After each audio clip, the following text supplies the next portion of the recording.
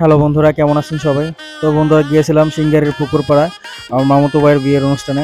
তো সেখানে গিয়ে যে ঘেটের যে একদম প্রথম যে একদম বিড়ম্বনা, সেটাই আমরা উপলব্ধি করলাম। তো কি আর করার, চলুন। এটা কি? এটা কোন ছিল?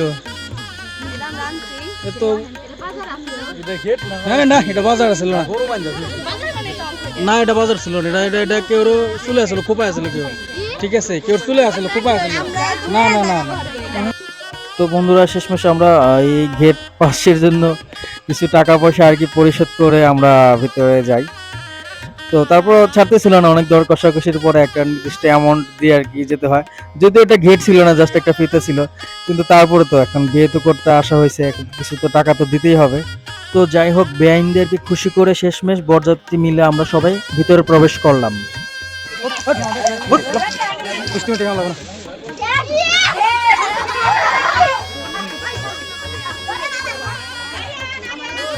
সালাম আলাইকুম আঙ্কেল, ভালো আছেন? তো বন্ধুরা, আমরা কিন্তু এই বিয়ে বাড়ির গেটের যে দর কষাকষির বিষয়টা আমরা সবাই মিলে খুবই এনজয় করলাম, এবং শেষমেশ আমরা ভেতরে আসার পর আমাদের একটা নির্দিষ্ট স্থানে বসার ব্যবস্থা করা হয়েছিল। তো আমরা নশা সহ সেই নির্দিষ্ট স্থানে গিয়ে অবস্থান নিলাম। মামা, হ্যাঁ মামা, আমার তো ভিডিও করতেছ নাকি? অবশ্যই মামা, সব ভিডিও হবে। আর এই হলো আমাদের জামাই মিয়া, আমাদের নসা মিয়া। তো বন্ধুরা, নির্দিষ্ট স্থানে কিছু সময় বসার পর আমাদের জন্য নিয়ে আসা হলো স্পেশাল শরবত, অর্থাৎ জামাইয়ের আপ্যায়নের জন্য স্পেশাল শরবত নিয়ে আসা হলো। আর এই শরবতটির নাম আমি নামকরণ করেছিলাম মুঘলি আজম শরবত।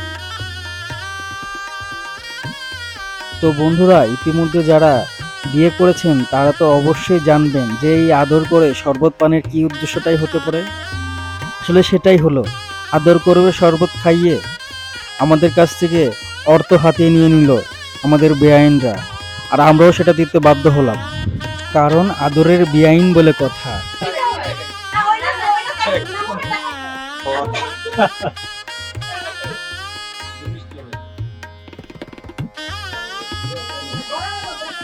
এদিকে জামাই সহ তার সাথীদের জন্য নিয়ে আসা হলো স্পেশাল খাবার, যেটা কিনা একদম আড়াল করে আনা হলো, যাতে কেউ দেখতে না পারে ভিতরে কি আছে বা না আছে। আর এটারও কিন্তু উদ্দেশ্য ছিল বন্ধুরা, যারা বিয়ে করছেন তারা অবশ্যই জেনে থাকবেন।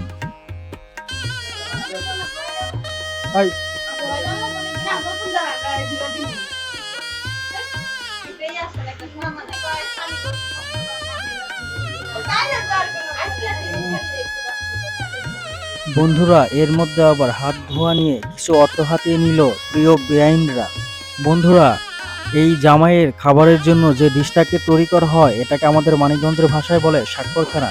তো বন্ধুরা, আপনার এলাকায় কি বলা হয় অবশ্যই কমেন্ট করে জানাবেন।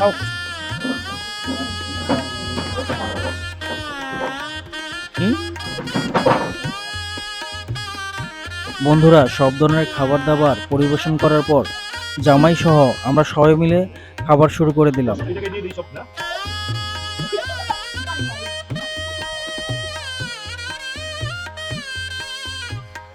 বন্ধুরা, খাবারের মানও যথেষ্ট ভালো ছিল, আমরা সবাই তৃপ্তি সহকারে খেয়েছি, যে যতটুকু পেরেছি খেয়েছি।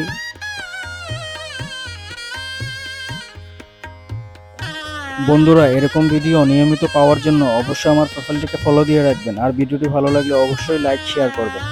তো বন্ধুরা, বিবাহের কাজ আরও সামনে আছে, আমরা খাবার দাবার শেষ করার পর ওগুলো সম্পন্ন করা হবে। তো দেখতে থাকুন সম্পূর্ণ ভিডিওটি। তো বন্ধুরা, মেন ডিশ শেষ করার পরে আমরা ডেজার্ট হিসাবে খেলাম দই, আর দইটাও খুব ভালো ছিল। আমাদের এক দুলাভাই ছিল, সেও খুব তৃপ্তি সহকারে দই খেলো, যদিও এর আগে খেয়েছে উনি একবার। খাবার দাবার শেষে কাজী এসে বিয়ের কাজ সম্পন্ন করলেন। তো বন্ধুরা, এই নববিবাহিত বধূ এবং কনের জন্য অবশ্যই দোয়া করবেন সবাই।